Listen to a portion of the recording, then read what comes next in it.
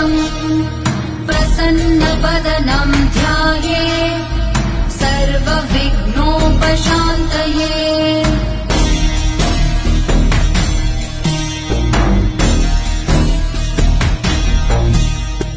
शान्ताकारं भुजगशयनं पद्मनाभं सुरेशम् विश्वाधारं गगनसदृशं मेघवर्णं शुभाङ्गम् लक्ष्मीकान्तं कमलनयनं योगिभिर्ध्यानगम्यम्